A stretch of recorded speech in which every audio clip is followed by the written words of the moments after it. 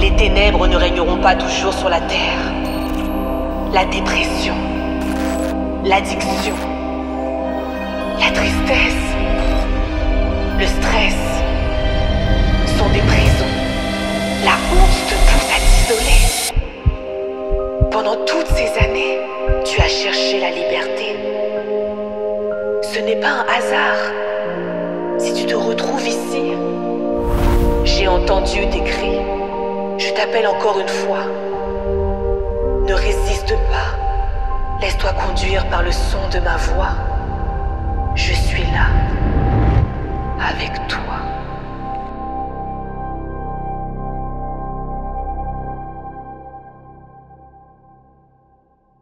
C'est comment?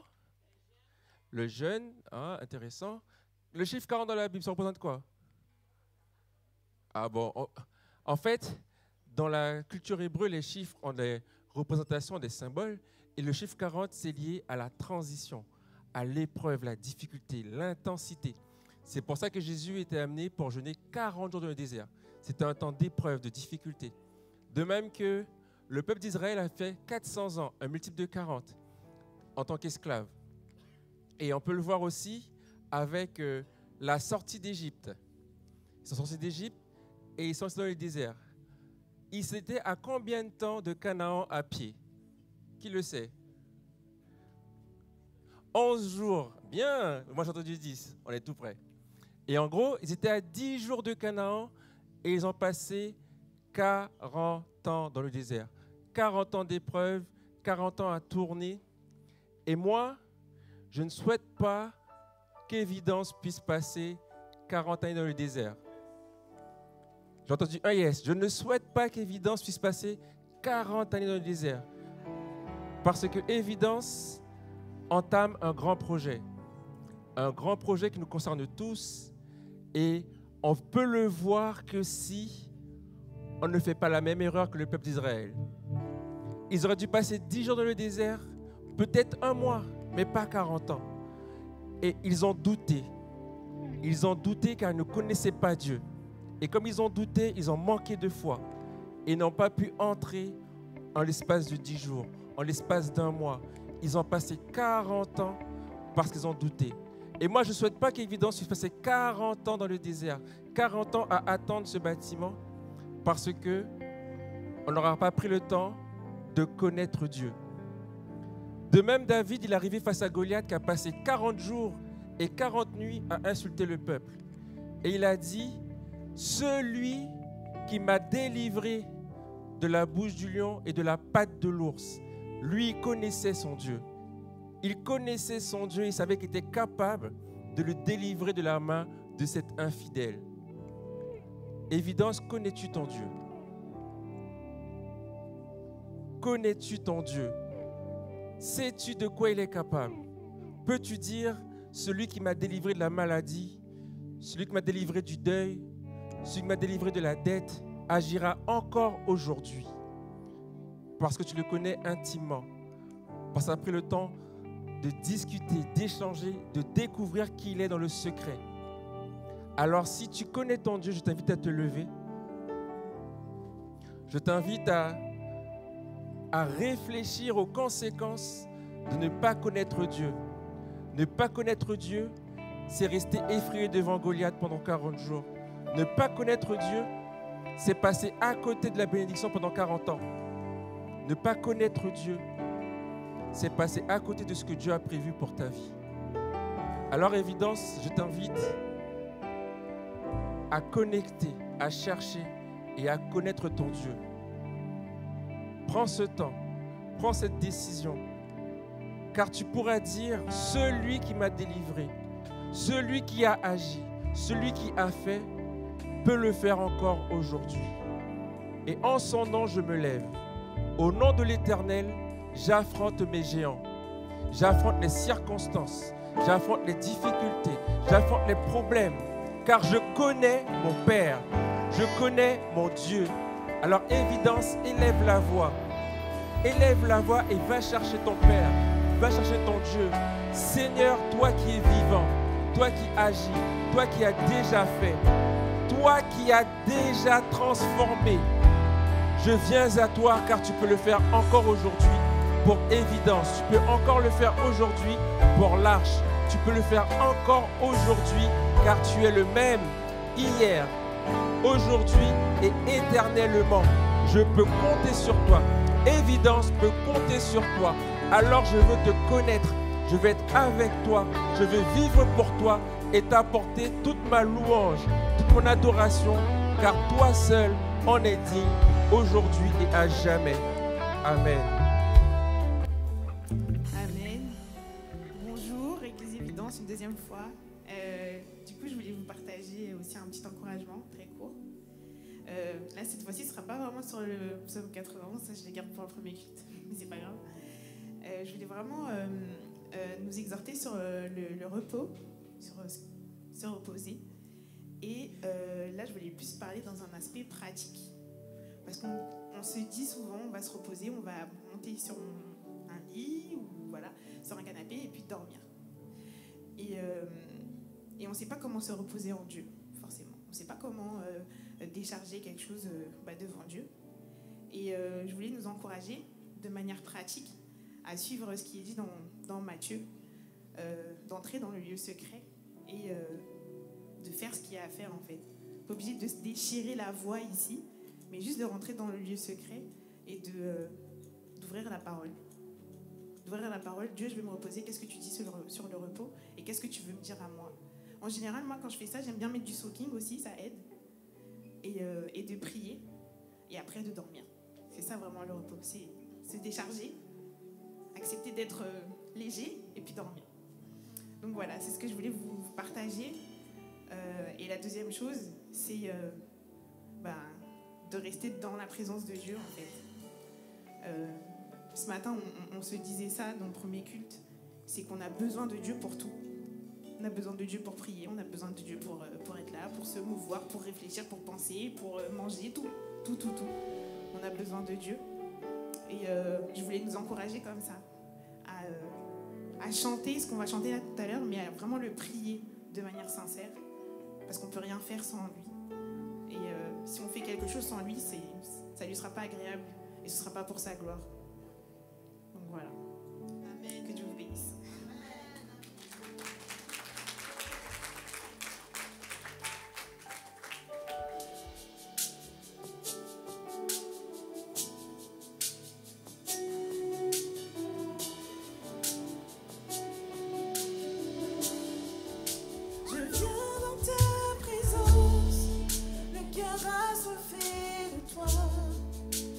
Je m'attends à toi.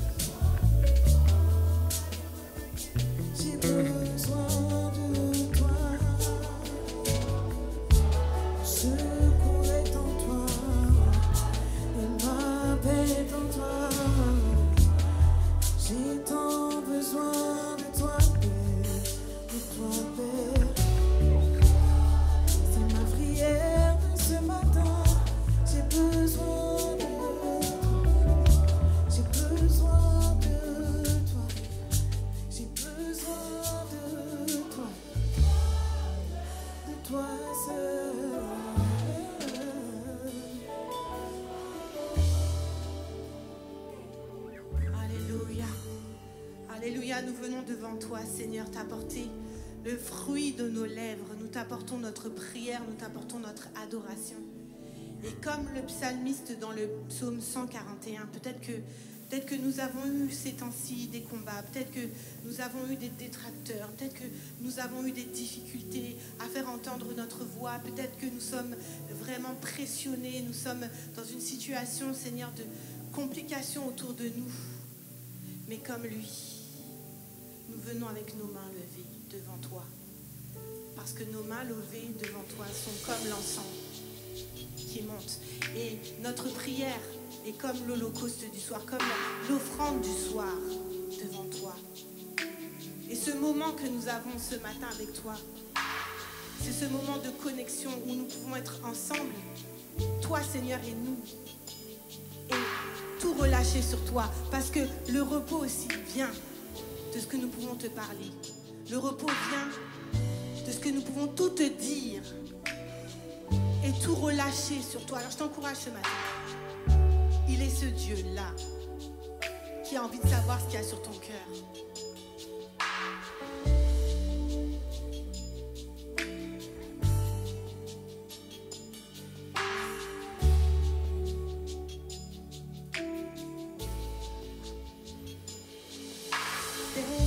Tu peux m'entendre, je sais que tu t'approches quand je t'adore. Je suis épris par ton amour, les vagues, les vents viendront, mais je demeure. Je lève les mains vers les cieux et je te donne mon cœur. Je dirai à mon âme, tu es Dieu de tout. Même si les mers se déchaînent, tu parles et tu les calmes. Tu es mon repos, tu es au contrôle des cieux.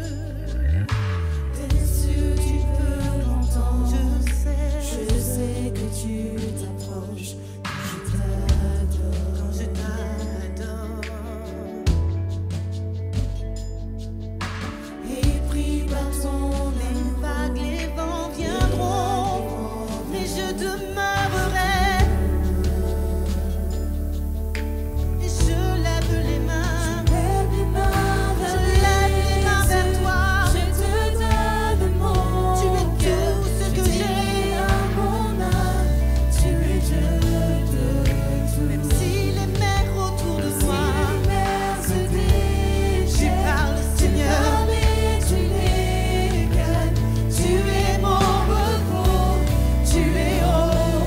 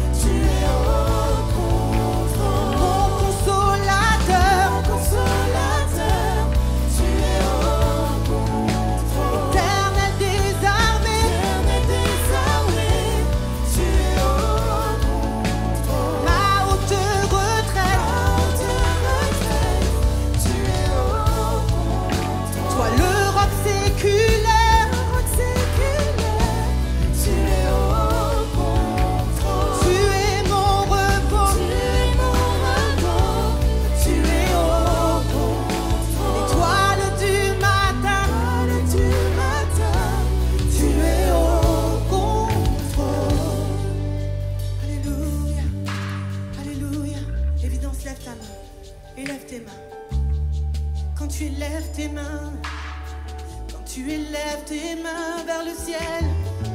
Tu élèves tes mains vers ton Dieu. Ta délivrance arrive. Le repos vient de l'Éternel. Il est dans ce doux souffle sur toi. Dernière fois.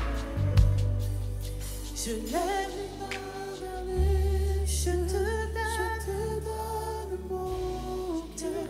Tiré à mon âme. Tu es Dieu. Alléluia.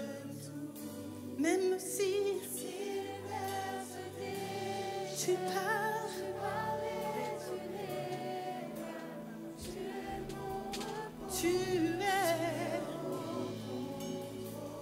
tu es mon repos, tu es au contrôle, tu es mon, Alléluia, Alléluia. Il est celui qui maîtrise nos vies, qui maîtrise nos pas, qui maîtrise notre marche, qui maîtrise notre itinéraire. Et mieux encore, il est celui qui marche avec nous. Et ce matin, je voudrais que tu réalises que même si tu as fait des erreurs d'appréciation ou des erreurs volontaires, sache que l'Éternel, le vœu de l'Éternel, c'est de marcher avec toi. C'est pour ça qu'il a envoyé Jésus. Il a envoyé un moyen de marcher avec toi tous les jours de ta vie. Alléluia.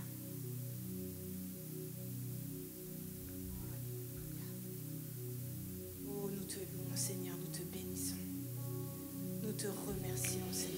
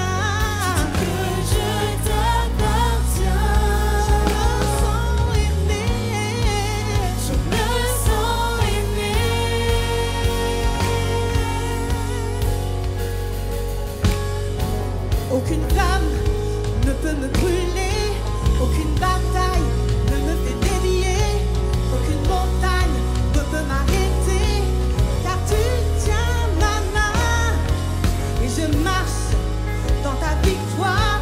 Jésus, tu m'en donnes le pouvoir, en ton nom j'abats des géants, car tu tiens ma main. Aucune femme ne peut me brûler, aucune bataille ne me fait délier, aucune montagne ne peut m'arrêter, car tu tiens ma main et je marche dans ta victoire. Jésus, tu m'en donnes le pouvoir, en ton nom j'abats des géants, car tu tiens ma main. Aucune femme ne peut me brûler, aucune bataille ne me fait délier, aucune montagne ne peut m'arrêter, car tu tiens ma main et je marche dans ta victoire. Jésus, tu m'en donnes le pouvoir, en ton nom j'abats des géants, car tu tiens ma main. Aucune flamme ne peut me brûler, aucune bataille ne me fait délier, aucune montagne ne peut m'arrêter, car tu tiens ma main et je marche dans ta victoire. Jésus, tu m'en donnes le pouvoir, en ton nom j'abats les géants, car tu tiens ma main. Oui, tu tiens ma main. Oui, tu tiens ma main. Oui, tu tiens ma main. Je te vois, tu tiens ma main.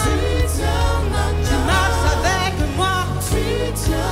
Je t'entends me parler. Tu es là, tu me conseilles. Tu es mon protecteur, mon meilleur ami, mon confident.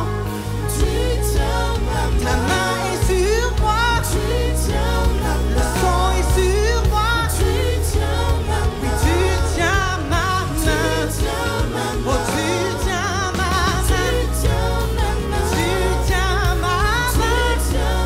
Oui, tu tiens ma main. Tu tiens ma main. Tu tiens ma. Tu tiens. Oui, tu. Plus fort, plus fort. Est-ce que Jésus tient ta main? Est-ce que Jésus tient ta main? Tu tiens ma main. Réalise qu'il tient ta main. Il ne te laissera pas, il ne t'abandonnera jamais. Tu tiens ma main. Tu tiens ma main. Tu tiens ma main. Tu tiens ma main. Tu tiens ma main. Tu tiens ma main. Tu tiens ma main. Dans ma détresse, tu tiens ma main. Dans ma souffrance, tu tiens ma main. Dans la dépression, tu tiens ma main. Dans la maladie, tu tiens ma main. Dans mon chômage, tu tiens ma main. Oui, tu tiens ma main. Il ne t'abandonnera pas. Il ne te laissera jamais. Oui, il tient ta main. Je l'entends me parler. Est-ce que tu entends Jésus te parler? Je l'entends me parler. Il dit quoi? Il dit que je lui appartiens. Je me sens. On va redire ça. Tu marches. Tu marches à mes côtés. Je t'entends me parler. Tu dis que je lui appartiens, que je t'appartiens. Je me sens aimé. Encore une fois, le Seigneur me dit d'insister. Tu marches à mes côtés. côté, et je t'entends me parler. Alléluia. Tu dis que je t'appartiens. C'est ça.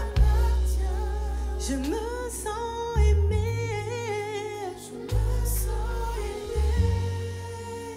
Le Seigneur entend tous vos cœurs ce matin. Le Seigneur entend tous vos cœurs ce matin. Il entend chacun de vos cœurs, chacune de vos adorations, chacune de vos louanges. Il entend chacun des soupirs de vos cœurs. Et il vous donne la victoire ce matin. Il vous donne la victoire ce matin. La victoire a été acquise à la croix il y a 2000 ans maintenant. Et tu marches dans cette victoire. Voilà pourquoi tu peux marcher dans la victoire, comme le dit le chant. Parce que tu marches dans la victoire de la résurrection.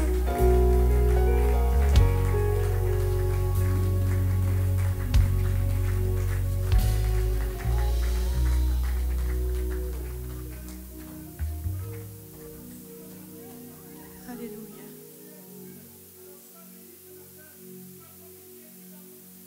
Oui, Seigneur. Nous avons besoin de toi. Oui, Jésus. Amen, amen, amen. Il y a des chants sur lesquels on resterait des heures. Mais le Seigneur me dit d'avancer pour qu'on rentre dans cette victoire. Il y en a certains d'entre nous qui sont au bord de la victoire. Ils sont sur la porte de la victoire. Mais nous allons rentrer pleinement, prophétiquement dans cette victoire. Alléluia.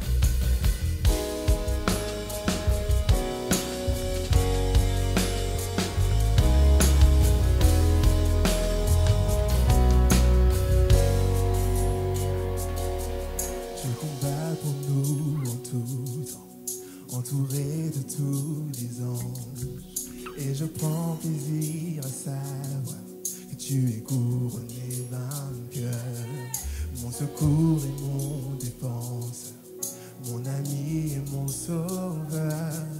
Par ta grâce je vis, j'existe pour t'adorer.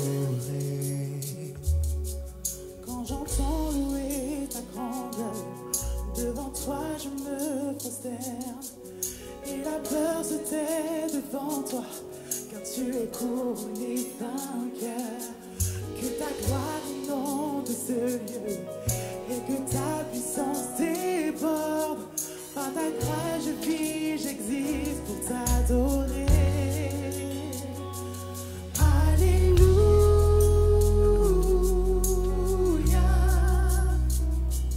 Tu as triomphé. Tu as triomphé, alléluia. Jésus, tu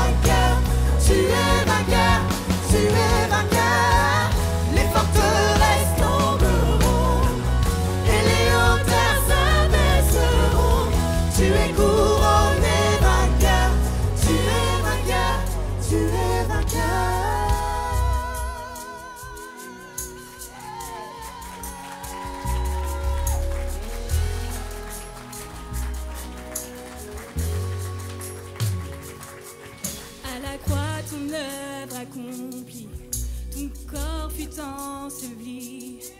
La mort n'a pu te retenir, tu es couronné vainqueur.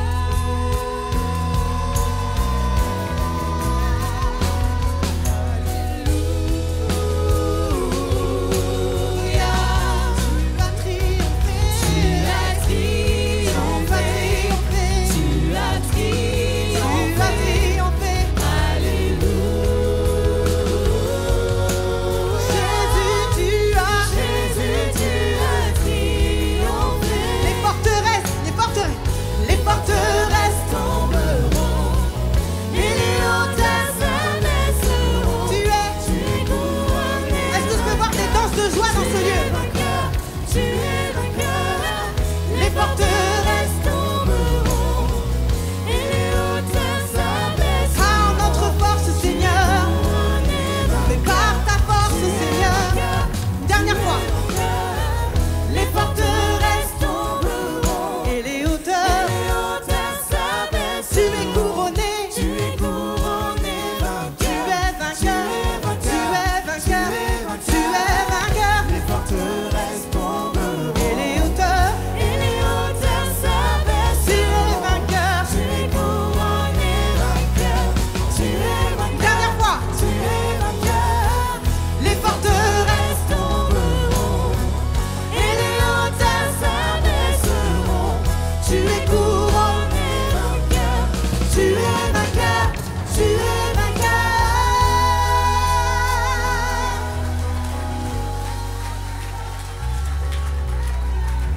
Alléluia, fais monter ta louange, fais monter ta adoration, fais monter tes cris de victoire. Ta victoire, elle est dans le nom de Jésus. Ta victoire, elle est dans la croix de Jésus. Ta victoire est dans la résurrection de Jésus. Adore, adore, adore, adore, adore. Adore, adore, adore, adore, adore. Adore celui qui est digne.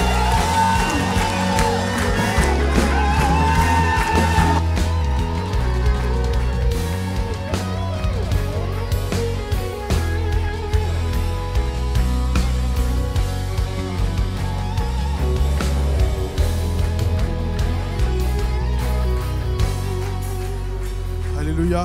Est-ce qu'on peut acclamer le Seigneur? Il est couronné vainqueur. Il a vaincu à la croix pour toi, pour moi. Il a vaincu pour qu'on ait la vie. Il a vaincu pour que le péché n'ait plus d'impact sur nous, qu'il n'ait plus d'impact sur nos vies. Il a vaincu pour que Satan soit sous nos pieds. Alors est-ce qu'on peut élever la voix et rendre gloire à Dieu? Est-ce qu'on peut faire monter un cri de triomphe et un cri de reconnaissance? Parce que Jésus nous a sauvés, Jésus nous a libérés, Jésus nous a restaurés, Jésus nous a élevés et nous sommes héritiers avec Jésus. Le mal n'a plus de pouvoir sur moi, la maladie n'a plus de pouvoir, les mauvaises pensées n'ont plus de pouvoir parce que Jésus est là, Jésus est dans ma vie, parce que Jésus est vainqueur, je suis vainqueur. Est-ce qu'on peut acclamer le Seigneur? Est-ce qu'on peut l'acclamer?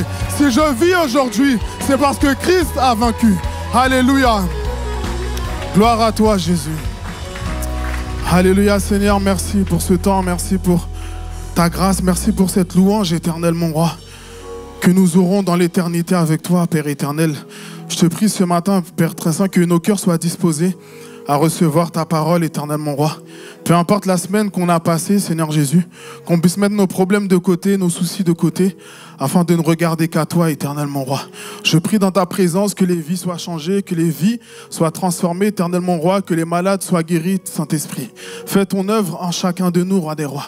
Il y a des personnes qui sont malades physiquement, il y en a qui sont malades dans leur esprit, dans leur pensée, Seigneur Jésus, dans leur tête, roi des rois.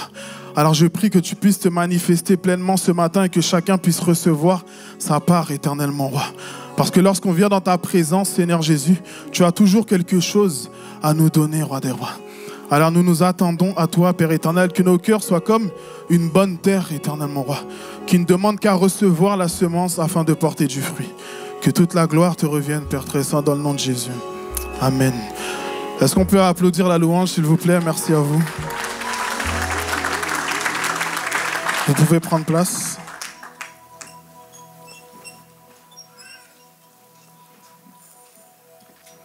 Ça va, tout le monde va bien? La semaine, ça a été super. Et juste pour introduire la prédication du jour, j'ai juste une petite question à poser à tout le monde.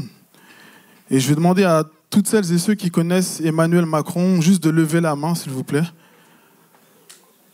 Si on peut tous jouer le jeu. Ok, donc il y a beaucoup de mains levées. Et qui connaît Emmanuel Macron personnellement? Qui mange avec lui, qui a son numéro, qui discute avec lui régulièrement, etc. Ok, Priscilla, elle a levé la main. Et je vais poser la même question par rapport à Jésus. Qui connaît Jésus dans ce lieu? Ok. Et qui, sincèrement, peut dire qu'il connaît Jésus personnellement, qu'il a une vraie intimité avec Jésus? Qui peut dire que, moi je parle souvent à Jésus, que Jésus, comme Roger l'aime bien chanter, je vais dîner à sa table le soir avec lui, etc. Qui peut dire ce matin qu'il connaît Jésus en profondeur? C'est bon, tu peux baisser la main, Laetitia. Et en gros, le titre de ma prédication ce matin, c'est la véritable connaissance. Et en fait, j'ai pris cet exemple pour montrer on pense connaître quelqu'un, on peut connaître quelqu'un de nom, on peut connaître quelqu'un parce qu'on a entendu parler de lui, parce qu'on a lu des choses par rapport à lui, quelqu'un qu'on voit à la télé, etc. Mais ça ne veut pas forcément dire qu'on a une relation profonde et intime avec cette personne. En tant que chrétien, on connaît la Bible, on connaît des versets de la Bible, on a entendu parler de Jésus, on prie, etc. Mais ça ne veut pas forcément dire qu'on connaît Dieu en profondeur. Ça ne veut pas dire qu'on a une intimité avec lui, qu'on a une réelle relation personnelle avec lui. Et c'est ce qu'on va voir aujourd'hui. En ce moment, on parle du fait d'être en feu pour Dieu depuis la Pentecôte. Mais ce qu'il faut savoir, c'est que ce feu-là, il vient par la connaissance, par l'intimité qu'on peut avoir avec Jésus. Est-ce que vous me suivez? Et le texte qui m'a parlé, c'est dans Ésaïe 33:6 qui dit « Tes jours seront en sûreté, la sagesse et la connaissance sont les richesses du salut. Craindre l'Éternel, tel est tout ton trésor. » Je vais rapidement, du coup, définir ces termes-là, la sagesse, la connaissance, la crainte de l'Éternel. La sagesse, c'est d'avoir la connaissance, ou des fois c'est l'intelligence dans certaines versions. C'est avoir des informations, c'est comprendre des vérités sur un sujet. Et nous, en tant que chrétiens, c'est les vérités spirituelles. C'est les lois de Dieu, la doctrine, etc. Ça fait référence à l'intelligence. C'est une compréhension qu'on peut avoir des choses. Et c'est aussi une compréhension de la volonté de Dieu qu'on peut avoir. La sagesse, c'est savoir appliquer cette connaissance avec discernement dans nos vies quotidiennes. C'est mettre en pratique la volonté de Dieu. Et c'est une capacité à voir le monde, à voir les choses qui nous entourent au travers de la perspective divine, au travers de la vision de Dieu. C'est-à-dire, je mets de côté ma manière de voir, ma manière de penser pour prendre et appliquer celle de Dieu dans ma vie. La crainte de Dieu, souvent quand on dit crainte de Dieu, on pense que c'est avoir peur, mais il y a différents niveaux de crainte de Dieu. C'est vrai qu'on peut avoir peur de Dieu, avoir peur par rapport au péché, avoir peur d'aller en enfer, avoir peur de mourir, avoir peur que quand on a mal agi, Dieu puisse nous punir. Mais il y a une crainte, et c'est celle que Dieu aime. C'est une crainte qui est basée sur l'amour qu'on a pour Dieu, sur le respect, sur la révérence qu'on a envers Dieu. Et c'est cette crainte-là que Dieu veut pour tout un chacun. C'est une crainte où j'aime tellement Dieu que avant de pécher, avant de dire une mauvaise parole, avant de faire quelque chose de mauvais, je vais y réfléchir à deux fois parce que je vais me dire, si je fais ça, ça ne va pas faire plaisir à Dieu, ça va lui faire mal. La Bible nous dit de ne pas attrister le Saint-Esprit qui est en nous. Et cette crainte-là, en fait, c'est de se dire, c'est de réfléchir avant d'agir et de se dire, est-ce que ce que je vais faire, ce que je vais dire, est-ce que cela va plaire au Seigneur? Et la crainte, dans la Bible, dans Proverbe 16:6, il est dit que la crainte, justement, elle est là, elle nous détourne, elle nous permet de nous détourner du mal, nous détourner des mauvais chemins, etc. Et Dieu nous demande de le servir avec crainte, avec respect, avec révérence, avec amour. Et c'est ce que Dieu attend de nous.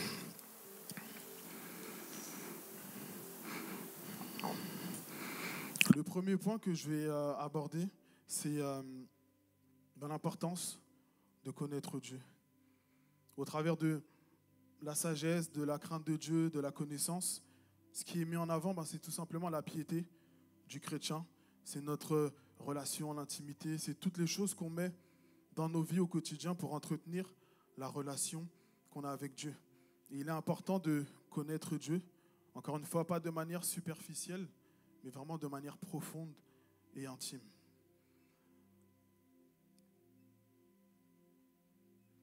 Donc connaître Dieu, c'est connaître sa volonté, comme j'ai dit, et c'est vivre en accord avec cette volonté. Connaître Dieu, c'est connaître Jésus, savoir qu'il est le chemin, la vérité, la vie. C'est savoir que le Saint-Esprit qui est en nous, il est là pour nous conduire dans toute la vérité. Il est là pour nous parler du Père, pour nous révéler des choses par rapport au Père. Connaître Dieu, c'est être transformé intérieurement, c'est laisser l'Esprit de Dieu nous transformer, nous changer, afin qu'on puisse le manifester et le refléter sur cette terre.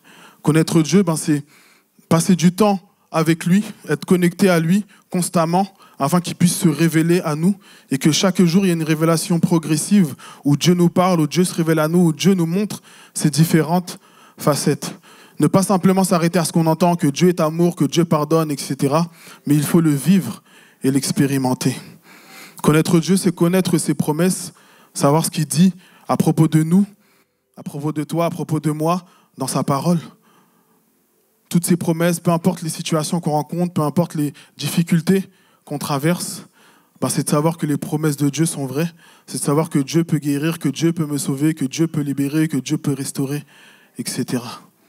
Et connaître Dieu, c'est tout ça. La Bible dit que Jésus dit dans sa parole, « Je suis le bon berger, je connais mes brebis et elles me connaissent. » Et alors, est-ce que tu connais réellement Dieu ce matin?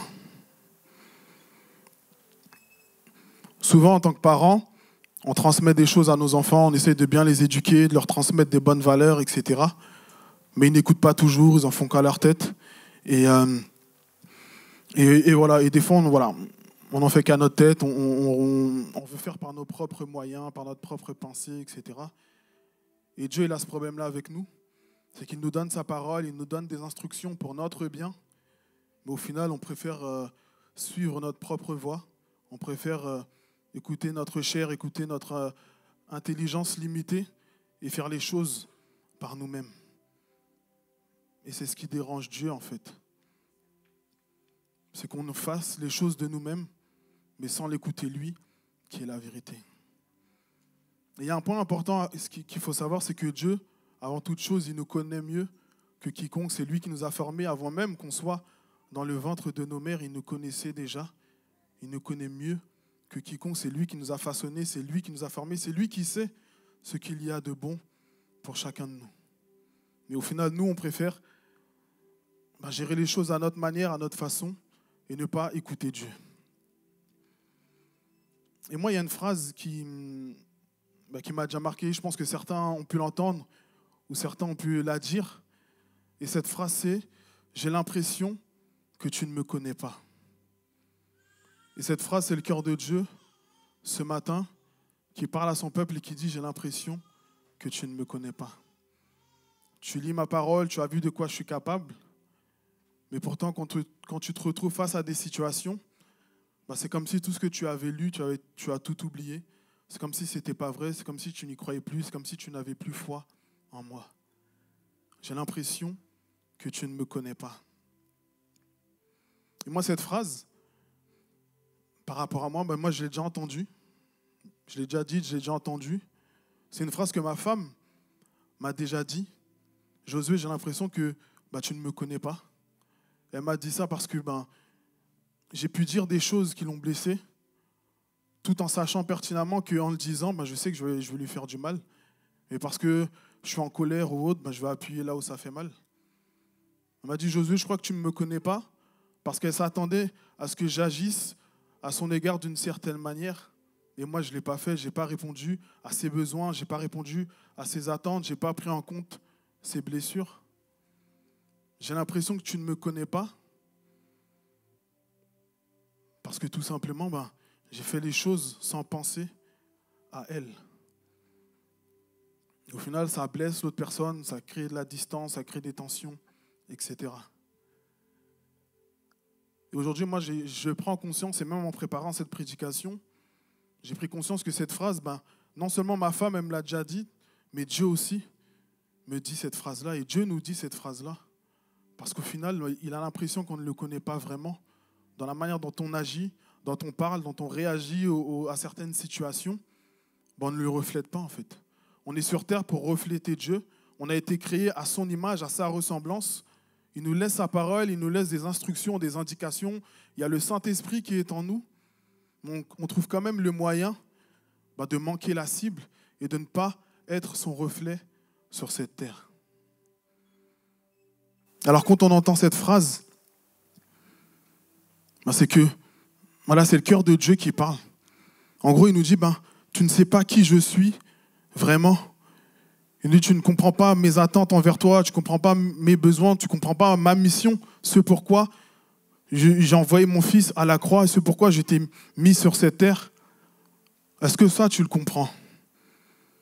C'est comme cette phrase-là, c'est comme une frustration, c'est comme une douleur émotionnelle qu'on a à l'intérieur de nous. Parce qu'il y a d'un côté, il y a une attente affective qu'on peut avoir, par exemple, en tant qu'être humain, et il y a une réponse qu'on doit donner. Dieu attend quelque chose de notre part, mais malheureusement, est-ce que nous, on répond à cette attente?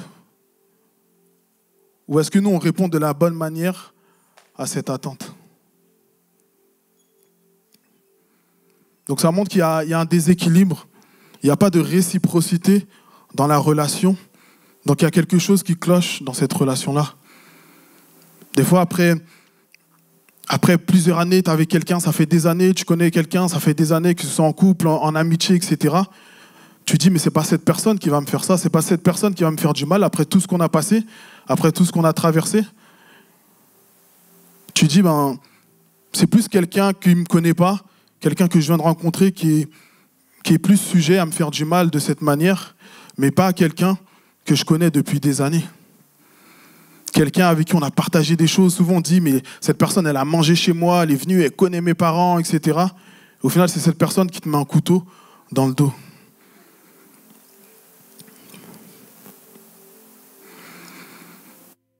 Et ce matin, Dieu nous dit, j'ai l'impression que tu ne me connais pas.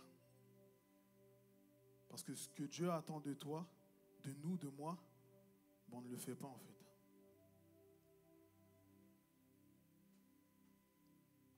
Ok, tu pries, tu viens à l'église le dimanche, etc. Des fois, tu lis ta Bible. Mais est-ce que tu vis réellement toutes ces choses-là? Est-ce que tu manifestes réellement toutes ces choses-là? Est-ce que toute cette connaissance que tu t'emmagasines, au final, qu'est-ce que tu en fais? Est-ce que c'est juste des connaissances intellectuelles qui restent là? Ou est-ce que tu les mets en pratique, tu les vis, afin que la puissance de Dieu soit libérée, la puissance de la parole soit libérée et se manifeste dans ce monde? Nous sommes là pour refléter Christ. Nous sommes là pour aller et faire de toutes les nations des disciples. Nous sommes là pour être l'image de Dieu sur terre.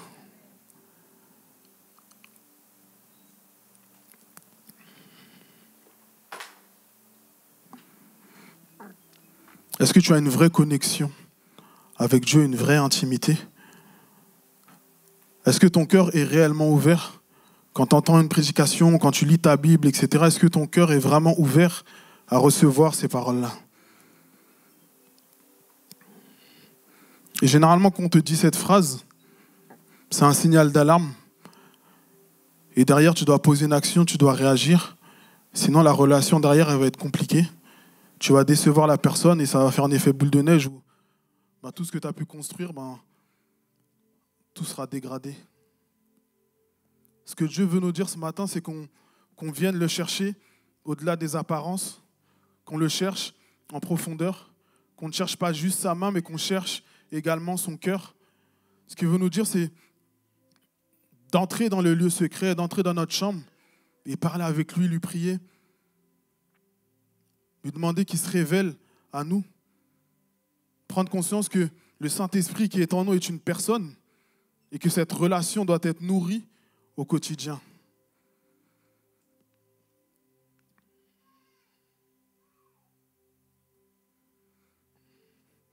La sagesse et la connaissance, ce n'est pas quelque chose qui vient tout seul, mais on doit aller le chercher.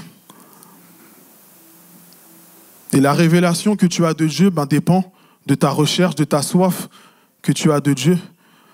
Matthieu 7,7 nous dit « Demandez, et on vous donnera, cherchez, et vous trouverez, frappez, et on vous ouvrira. » Il y a un texte dans 1 Corinthiens 9, 26 qui dit « Moi donc je cours, non comme à l'aventure, je frappe, non comme battant de l'air. » Je ne sais pas si ça vous est déjà arrivé voilà, votre téléphone il n'a plus de batterie, vous le branchez, vous branchez le chargeur au téléphone, mais vous ne branchez pas le chargeur à la prise.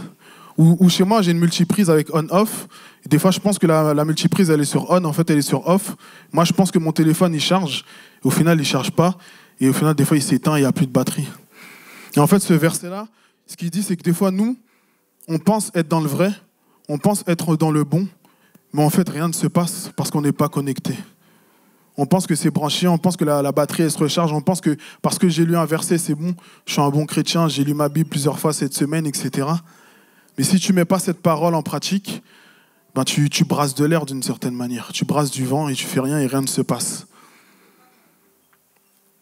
Donc on a besoin de prendre conscience de ça ce matin. Et on doit se réveiller par rapport à ça. Mais il est temps qu'on se réveille. Vous me chercherez, vous me trouverez, si vous me cherchez de tout votre cœur. Cherchez premièrement le royaume de Dieu et sa justice, et toutes choses vous seront données par-dessus. Approchez-vous de Dieu, il s'approchera de vous.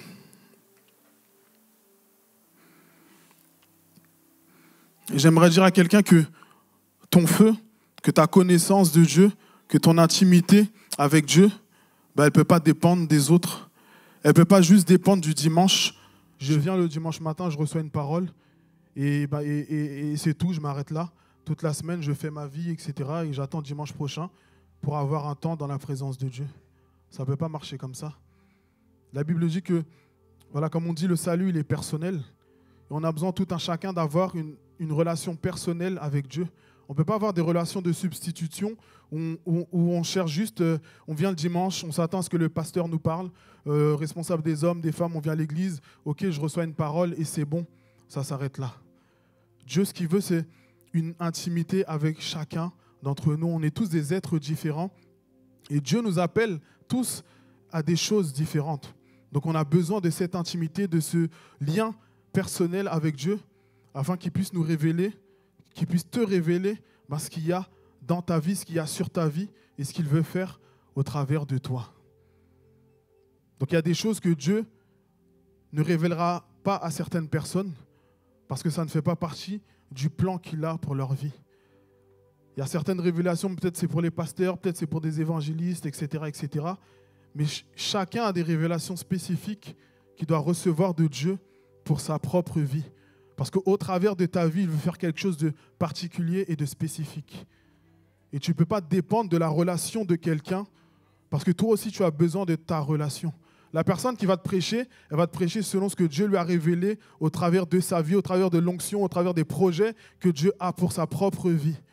Mais toi, le même message que je prêche ce matin, tu vas peut-être le prêcher différemment, avec un regard différent, parce que ta sensibilité est différente, parce que ce que Dieu veut faire au travers de toi, comment Dieu t'a créé, comment Dieu t'a façonné, ce n'est pas de la même manière que moi. Et on est tous différents, on fait tous partie d'un seul corps, et dans un corps, il y a des membres, il y a différents membres, et Dieu veut utiliser tous ces membres-là. Donc chacun doit être à sa place, et chacun doit travailler de là où il est, afin que le corps fonctionne de la meilleure des manières. Donc moi, j'ai besoin de vous, vous avez besoin de moi. On a tous besoin les uns des autres, de ce que Dieu a mis en chacun de nous. Dieu est un grand Dieu, est un Dieu immense, à multiples facettes. Il a déversé tout ça en chacun d'entre nous. Il n'a pas mis ça en une seule personne, mais il a déversé ça en chacun de nous. Et c'est pour ça qu'on fait un seul corps, parce qu'on rassemble à nous tous toutes les facettes de Dieu. Alors tu ne peux pas vivre ta vie dans ton coin, tu ne peux pas dépendre des autres, mais tu dois apporter ta pierre à l'édifice.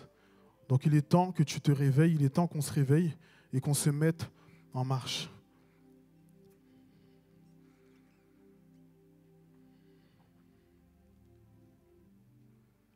Le deuxième point, c'est que l'ignorance est une arme terrible. C'est un danger, c'est une arme que le diable utilise pour nous empêcher d'avancer, pour nous empêcher de connaître Dieu, pour nous empêcher de manifester ce que Dieu a mis en nous, pour nous empêcher de connaître, de savoir, d'avoir conscience de ce que Dieu a mis en nous. Et je pense que si on fait le sondage, on demande à différentes personnes, mais quel est ton appel, qu'est-ce que Dieu veut faire au travers de ta vie, etc. Pour beaucoup, ils sont dans le doute, ils sont dans le flou, ils ne savent pas vraiment, parce qu'il y a ce manque de connaissance-là. Et Satan, lui, ce qu'il veut, c'est de nous maintenir dans cette ignorance afin qu'on ne manifeste pas la gloire de Dieu. Osée 4:6, « Mon peuple est détruit parce qu'il lui manque la connaissance. Puisque tu as rejeté la connaissance, je te rejetterai et tu seras dépouillé de mon sacerdoce. Puisque tu as oublié la loi de ton Dieu, j'oublierai aussi tes enfants. »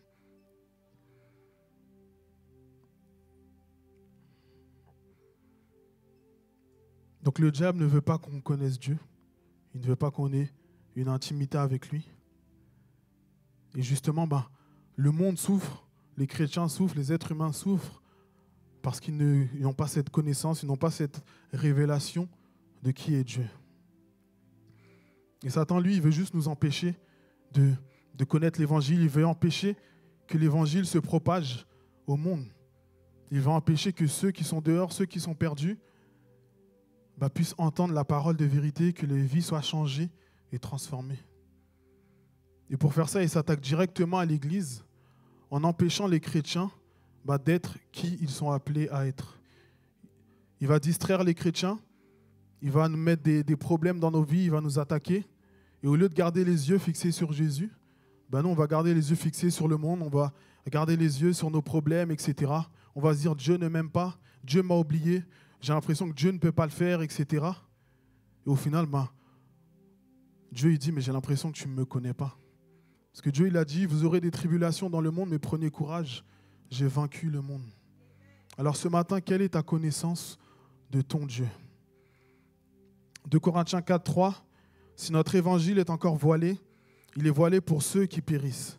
Pour les incrédules dont le Dieu de ce siècle, Satan, a aveuglé l'intelligence, afin qu'ils ne visent pas briller la splendeur de l'évangile de la gloire de Christ qui est l'image de Dieu. Matthieu 13:19, le malin vient et enlève ce qui a été semé dans le cœur. Donc c'est la parabole de la semence, où il y a une semence qui tombe dans différentes terres. Et l'ennemi vient et il enlève cette parole, il enlève cette semence qui est la parole de Dieu, afin qu'on ne puisse pas y croire. Le diable, votre adversaire, rôde comme un lion rugissant, cherchant qui dévorer. Satan lui-même se déguise en ange de lumière.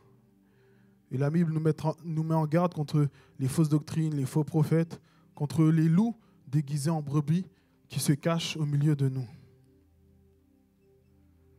Et Satan, lui, ce qu'il veut, c'est une ruine dans nos vies. Une ruine morale, une ruine spirituelle. Ce qu'il veut, c'est tout détruire et nous empêcher d'être réellement à l'image de Dieu. Mais Dieu, lui, ce qu'il veut, 1 Timothée 2,4, Dieu veut que tous les hommes soient sauvés et parviennent à la connaissance de la vérité. Car il y a un seul Dieu et aussi un seul médiateur entre Dieu et les hommes, Jésus-Christ homme, qui s'est donné lui-même en rançon pour tous. Jean 17,3, c'est la prière sacerdotale où Jésus, avant de partir, il a prié le Père pour les disciples, parce que les disciples, ils allaient être tout seuls. Il a dit, « Or, la vie éternelle, c'est qu'ils te connaissent, toi, le seul vrai Dieu, et celui que tu as envoyé, Jésus-Christ. » Et Éphésiens 6,14, « Tenez donc ferme, ayez à vos reins la vérité pour ceinture. » Et ce qu'on voit, c'est qu'il y a un lien entre le salut et la vérité. On n'est pas juste sauvé pour se dire, on va aller au paradis, on ne va pas en enfer, etc. Mais on est sauvé pour parvenir à la connaissance de la vérité. Et la première arme spirituelle qui est dite dans Éphésiens, c'est la vérité pour ceinture. Ce qu'on doit comprendre, c'est que dans le combat spirituel, dans notre vie, en tant que chrétien, tout part de notre tête, Tout part de nos pensées. Avant de poser une action, il y a déjà une pensée qui a été nourrie, il y a déjà quelque chose qui a été acté dans notre cerveau. Et il y a un cheminement, il y a un processus avant que ça se manifeste, mais tout part de là. Dans nos actions, dans nos paroles, il y a toujours la source qui vient de nos pensées. Et c'est pour ça qu'on a besoin d'être attaché à cette vérité, attaché à la connaissance de Dieu, afin d'une certaine manière de verrouiller nos pensées, de verrouiller notre esprit avec la parole de Dieu. Et peu importe ce que l'ennemi va venir semer, la porte, elle sera fermée. Adam et Ève, dans le jardin d'Éden, Satan, il a dit, Dieu a-t-il réellement dit? Il a semé le doute dans leur esprit, et au final, ils ont péché. Et Jésus est venu rétablir cela. Lorsque Satan est venu le tenter, il a utilisé la parole, et Jésus a dit, il est écrit. Mais si toi, demain, tu as une mauvaise pensée, il y a une mauvaise envie, il y a quelque chose de mauvais qui vient, est-ce que tu seras en mesure de dire « il est écrit » ? Est-ce que tu seras en mesure de répondre? Est-ce que tu auras assez de munitions pour répondre à l'ennemi qui va venir attaquer tes pensées, qui va venir semer des mauvaises graines afin que tu puisses pécher et te détourner de ton objectif?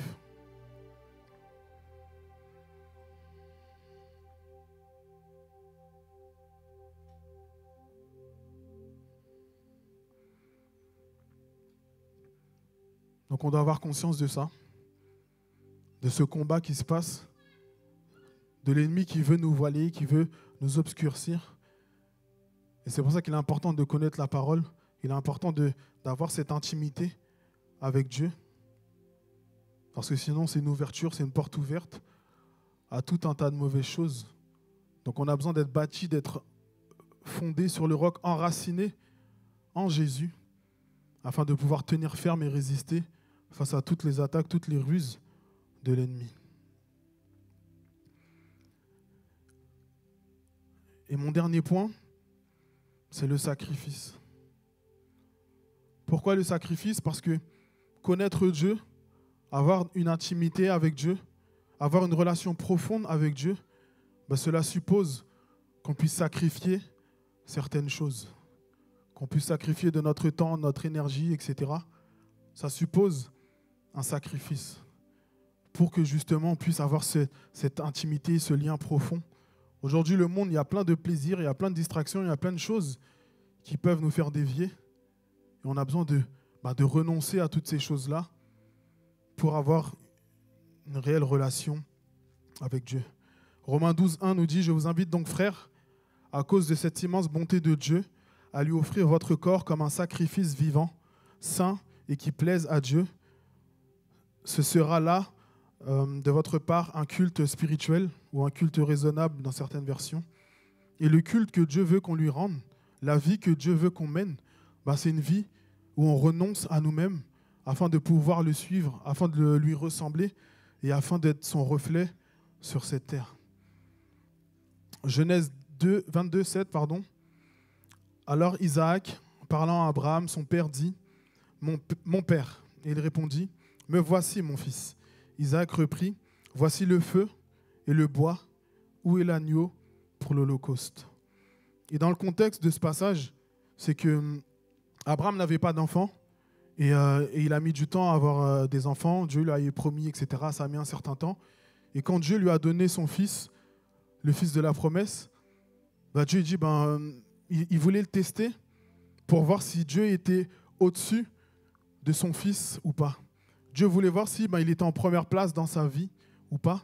Il a dit ramène ton fils, sacrifie ton fils. Et au final, Abraham a obéi. On voit qu'il est parti pour aller sacrifier son fils, etc. Parce qu'il aimait Dieu, parce qu'il craignait Dieu et que Dieu était en première place dans sa vie. Et aujourd'hui, tout à l'heure, j'ai dit dans le verset, c'est chercher premièrement le royaume de Dieu et toutes choses vous seront données par-dessus.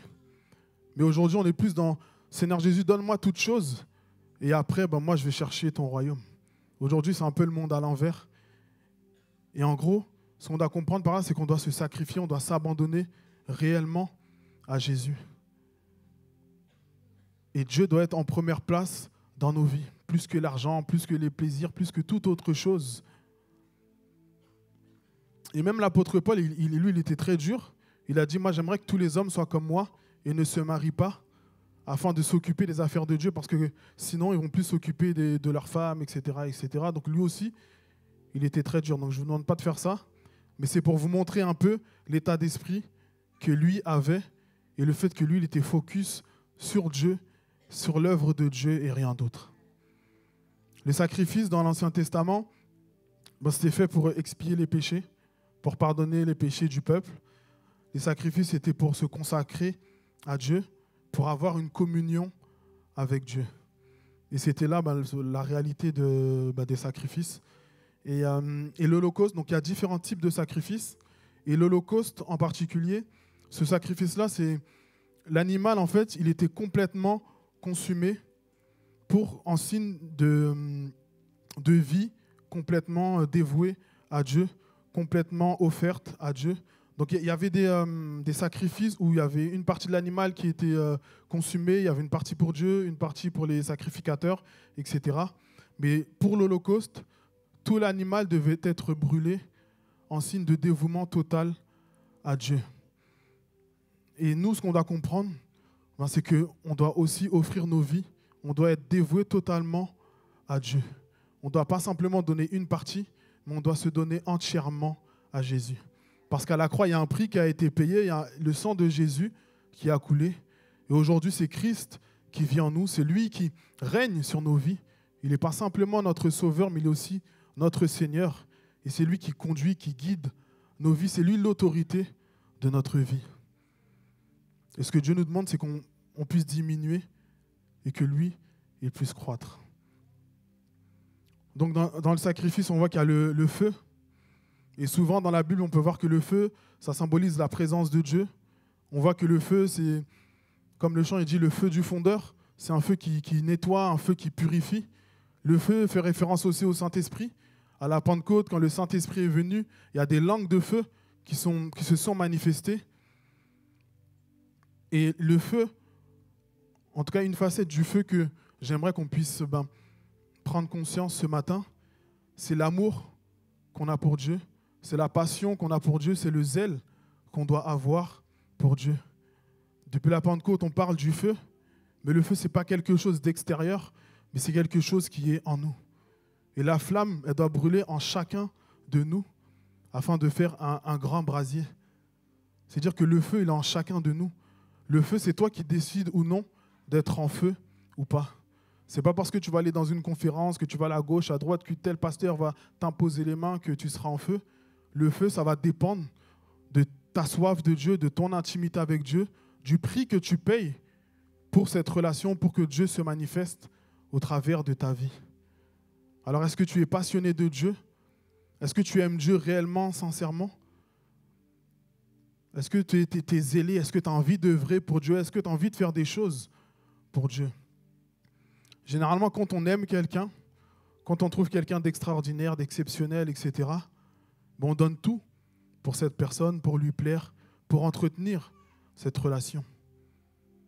Donc, est-ce que tu aimes réellement Dieu? Est-ce que Dieu est incroyable pour toi? Est-ce qu'il est exceptionnel? Est-ce que tu es émerveillé devant Dieu? Émerveillé quand tu lis sa parole, émerveillé quand tu passes du temps dans sa présence. Jérémie 29, et lorsque je me dis, je veux oublier sa parole et je ne parlerai plus en son nom, il y a dans mon cœur comme un feu qui m'embrase, enfermé dans mes os. Je m'épuise à le contenir et je n'y arrive pas. On voit que Jérémie il est tellement en feu, même s'il veut l'étouffer, même s'il veut le contenir, il n'y arrive pas. Et c'est ce que nous, on doit chercher, c'est ce que nous, on doit atteindre, qu'on le veuille ou non, mais que ça soit juste plus fort que nous. Il faut que ça sorte, en fait. Et c'est cette dimension-là qu'on doit chercher, c'est cette dimension-là qu'on doit atteindre. Le deuxième élément, c'est le bois dans le sacrifice. Et le bois, il fait référence à cette croix que chacun de nous, on doit porter. Dans la Bible, il y a un verset qui dit que celui qui veut me suivre se charge de sa croix. On doit se charger de sa croix, on doit renoncer à soi, renoncer à ses désirs, renoncer à ses passions, etc. pour chercher la volonté de Dieu, pour manifester ce que Dieu veut c'est renoncer à soi, c'est accepter les épreuves, accepter les difficultés. C'est s'engager personnellement à suivre Jésus et à mettre de côté toutes les futilités de ce monde.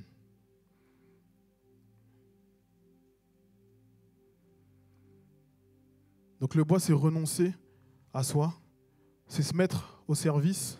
Souvent dans l'église, il y a des appels où on demande, ok, on a besoin de servir dans tel ou tel ministère, etc. Et souvent, il y a très peu de monde. Et c'est parce qu'il y a peut-être un manque de connaissance, il y a quelque chose que tu n'as pas compris. Tu n'es pas sur terre pour dormir, tu n'es pas sur terre pour dépendre des autres, pour attendre que les autres fassent, et toi, tu restes dans ton coin. Mais on est tous appelés à servir, on est tous appelés à apporter quelque chose dans la maison du Seigneur. Parce que Dieu a mis des choses en chacun de nous. Donc à chaque fois que tu viens, que tu as peut-être des capacités, il y a peut-être des choses qui t'intéressent ou autres, et que tu ne fais rien, ben tu es inutile, en fait, tu ne sers à rien. Désolé de le dire comme ça, mais tu ne sers à rien. Venir le dimanche, écouter, ben c'est nul en vrai. Ce que Dieu attend de nous, ce que Dieu... En fait, on a trop de choses en nous, on a trop de capacités, on a le Saint-Esprit en nous. Dieu il a mis tellement de bonnes choses en nous, il y a tellement de bonnes œuvres qu'il a préparées pour nous. Et c'est bien triste de venir juste le dimanche, de repartir, de faire sa vie. Et tout ce que Dieu a mis en nous, ben ça dort, ça sommeille, et c'est stérile. Et il y a un verset qui dit qu'on occupe la terre inutilement. Et excuse-moi de te dire ça ce matin, mais il y en a certains qui occupent la terre inutilement. Mais Dieu est un Dieu d'amour, un Dieu de grâce. Il veut te donner une chance encore de pouvoir te repentir, de pouvoir te lever et te dire, ok Seigneur, je vais me lever pour te servir.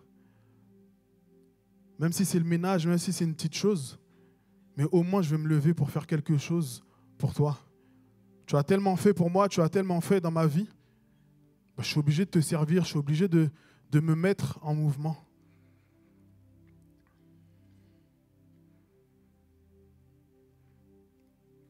Le bois, il fait référence donc à la croix qu'on doit porter chaque jour. Si Dieu te demande de pardonner, d'aimer même les personnes difficiles, etc., faut le faire. Porter sa croix, c'est ça. C'est de faire des choses dont on n'a pas envie en tant qu'être humain, mais le faire parce que Dieu nous le demande. Le bois, comme dans le psaume 1er, c'est le fait d'être un arbre planté près d'un courant d'eau et qui donne son fruit en sa saison. C'est-à-dire que tu es enraciné en Jésus, tu es enraciné dans sa parole, dans sa présence, et tu donnes du fruit. Tu portes du fruit. On est appelé à porter du fruit, on est appelé à manifester de bonnes œuvres. Et c'est quotidiennement ce qu'on doit rechercher, de manifester ces bonnes œuvres que Dieu a mis en chacun de nous. Donc on doit se nourrir de la parole de Dieu, notre foi doit être ancrée et enracinée en lui, afin qu'on puisse porter du fruit, qu'on manifeste le fruit de l'esprit, etc.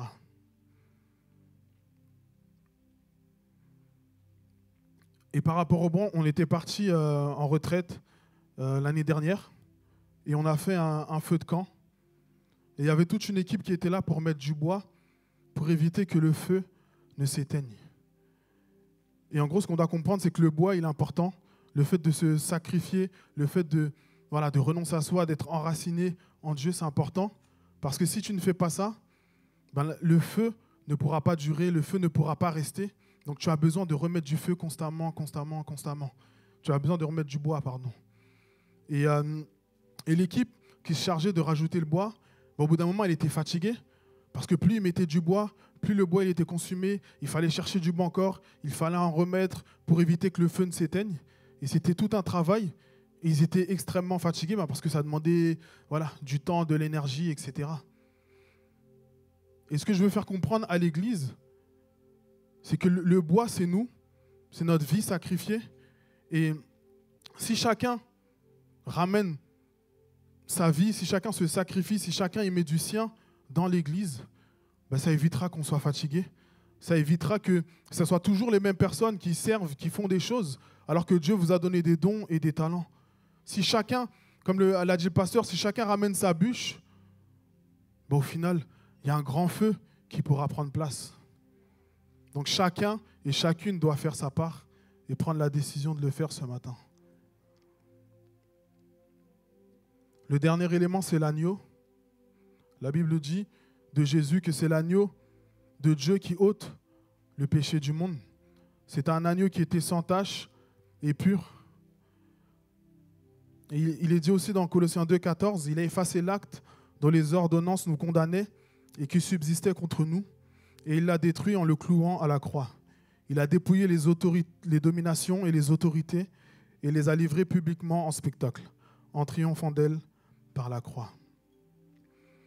Et ce qu'on doit comprendre par là, c'est que de un, l'agneau il était sans tache et pur. On ne pouvait pas prendre n'importe quel agneau pour l'amener en sacrifice. Il fallait qu'il soit sans tache et pur. Et pour manifester Dieu, pour avoir une réelle relation avec lui, ben toi aussi tu dois être sans tache et pur. Mais tu vas me dire, oui, mais on est humain, on est pécheur, etc. Mais ce que Dieu veut, c'est qu'on puisse se sanctifier, c'est qu'on se mette à part, c'est qu'on fasse de tous nos efforts pour renoncer au péché, pour renoncer aux choses du monde et pour faire sa volonté. Et la Bible dit que 7 fois le juste tombe, mais 7 fois il se relève. Donc l'idée, c'est qu'il peut t'arriver de tomber, mais tu dois te relever. Tu ne dois pas te plaire dans le péché, tu ne dois pas te plaire dans la boue, mais tu dois te relever. Donc l'agneau était sans tache et pur. Et grâce à ce sacrifice, Jésus a eu la domination. Il a manifesté au monde la domination qu'il avait sur Satan, sur toute la puissance de l'ennemi. Et nous, en tant qu'enfants de Dieu, en tant que chrétiens, la Bible dit que vous recevrez une puissance, le Saint-Esprit survenant sur vous, et vous serez mes témoins. Il dit que vous avez reçu l'autorité de marcher sur les démons, sur toute la puissance de l'ennemi, sur le scorpion, sur l'aspic, etc. Et nous sommes appelés, justement, à chasser les démons, à chasser la puissance des ténèbres sur cette terre. Et on doit le manifester, les amis. Parce que le monde a besoin de nous, le monde attend que les enfants de Dieu, que les fils de Dieu se révèlent.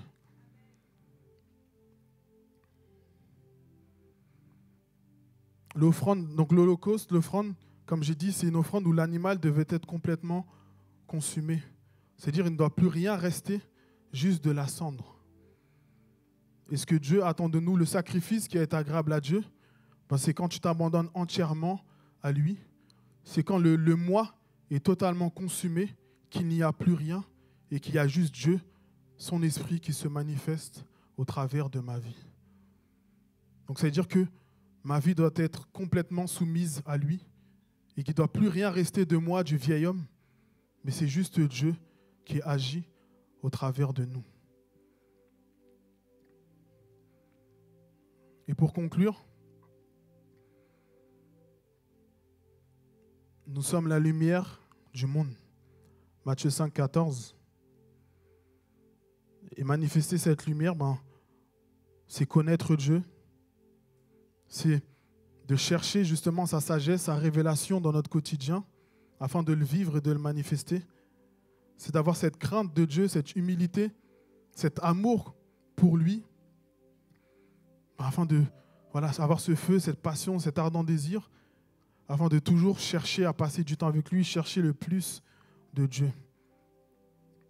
Et au travers de ce feu-là qu'on a, c'est comme ça qu'on pourra impacter tout autour de nous. C'est comme ça que ceux qui ne sont pas en Jésus entendront parler de lui. Donc ta vie est un témoignage, ta vie est une prédication pour une personne. Alors on doit s'assurer d'avoir le meilleur témoignage possible. Mais pour ça, on doit laisser Jésus vivre en nous. Et pour y arriver, il n'y a rien de compliqué. Je pense qu'on l'a déjà entendu et je l'ai dit au premier culte. Il suffit de lire la Bible, de prendre du temps dans la prière, de prendre du temps pour jeûner, pour chercher la face de Dieu, de cultiver au quotidien cette crainte de Dieu qui nous détourne du péché et de nous entretenir constamment dans sa présence. Donc ce que je dis, il n'y a rien de nouveau, j'ai rien inventé, j'ai rien dit d'exceptionnel. Mais ce qui fait la différence, c'est si tu passes à l'action ou pas. On entend beaucoup de choses. Et mais pour autant on ne passe pas forcément à l'action. On vient tous les dimanches. Je pense que ce message, vous l'avez déjà entendu. Mais pour autant, il n'y a pas forcément eu d'effet. Ou peut-être qu'il y a eu un effet pendant un temps. Et après, on a mis ça de côté. Et ma prière ce matin, elle se trouve dans Éphésiens 1,17, qui dit « Je demande que le Dieu de notre Seigneur Jésus-Christ, le Père qui possède la gloire, vous donne par son esprit sagesse et révélation, pour que vous le connaissiez, qu'il illumine ainsi votre intelligence, afin que vous compreniez en quoi consiste l'espérance à laquelle vous avez été appelés. Quelle est la glorieuse richesse de l'héritage que Dieu vous fait partager avec tous ceux qui lui appartiennent?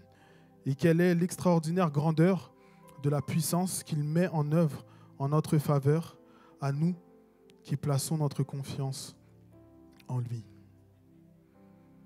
Alors ce matin, souvent, on fait des appels, etc., on prie. Mais en préparant, je me suis dit, on ne va pas prier. Enfin, je ne vais pas demander à ce qu'on prie. Mais la seule chose que je demande, c'est qu'on passe à l'action. On a assez prié, on a assez dit de belles paroles, mais on ne passe jamais à l'action. Et la seule prière que j'aimerais faire ce matin, c'est que si quelqu'un n'a pas Jésus dans sa vie, qu'on puisse prier pour cette personne. Si Dieu a parlé à ton cœur, si tu as compris qu'en lui était la vérité et que tu as besoin d'être connecté à lui, je t'invite juste à t'approcher. Le pasteur est là, l'équipe de prière est là, on pourra prier pour toi. Mais auquel cas, si tu es déjà en Christ, je nous laisse face à nos responsabilités. Parce que moi aussi qui prêche, en préparant ça, ça m'a mis face à mes manquements envers Dieu. Ça m'a mis face à toutes les choses que j'aurais pu faire mais que je n'ai pas faites, etc., etc. Donc il est temps que chacun, si tu dois te repentir, que tu le fasses, mais juste qu'on passe à l'action, qu'on prenne une décision, et juste qu'on avance, tout simplement. Je pense qu'on voit tous les infos, on voit tout ce qui se passe dans le monde. Et encore plus aujourd'hui, le monde a besoin d'entendre parler de Jésus.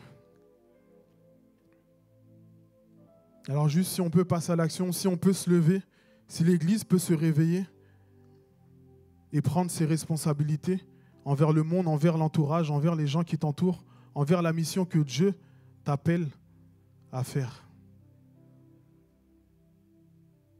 Alors vraiment, ma prière, c'est qu'on puisse tous se remettre en question, qu'on arrête de trop parler, qu'on arrête même de trop prier des fois, parce qu'on prie beaucoup, mais on ne passe pas à l'action, on n'agit pas, et rien ne se fait, rien ne se passe. Et c'est comme si on achète une ampoule, tu achètes l'ampoule, tu la mets au plafond, mais tu n'appuies pas sur l'interrupteur pour qu'elle s'allume. Il ne va rien se passer. Peut-être qu'elle est neuve, c'est peut-être la plus chère qu'il y a sur le marché. Il y a des lumières maintenant, il y a plein de... Elle peut tourner, elle peut faire tout ce que tu veux. Mais si tu n'appuies pas sur l'interrupteur, il n'y a rien qui va se passer. Et il y en a dans leur vie. Donc ils ont l'ampoule, ils ont cette parole, ils ont la connaissance, ils ont tout ce qu'il faut. Mais leur vie, elle est sur l'interrupteur, il est sur off. Du coup, c'est stérile, c'est mort et il ne se passe rien. Donc il est temps de mettre nos vies sur on. Il est temps de se réveiller. On ne doit pas attendre qu'on vienne nous dire quoi que ce soit. On ne doit pas attendre qu'on vienne nous demander de servir. On ne doit pas attendre qu'on vienne nous dire de pardonner, d'aimer, etc. Mais ta relation personnelle, ta connexion personnelle que tu as avec Dieu doit suffire. Normalement, dans l'Église, on doit être autonome. On doit tous être autonomes. On doit tous avoir notre routine avec Dieu. Et quand on vient le dimanche, on vient juste mettre ça en commun. C'est comme un repas, chacun ramène de la nourriture de chez lui, de son pays ou autre, et on vient et on découvre d'autres nourritures, on partage ensemble, on échange, on mange. C'est la fête, c'est la joie et tout se passe bien.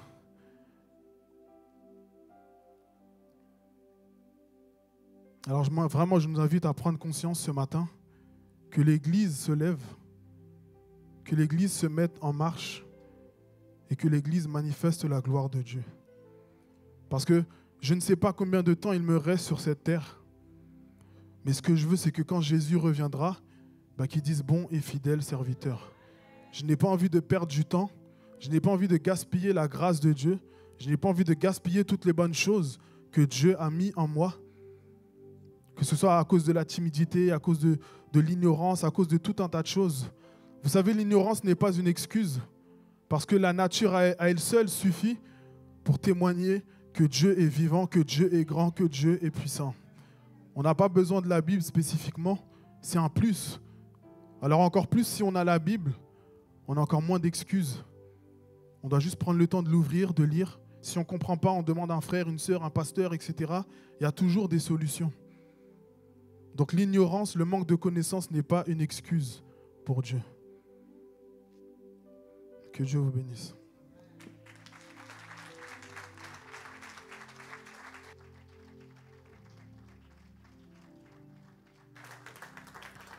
Amen, amen.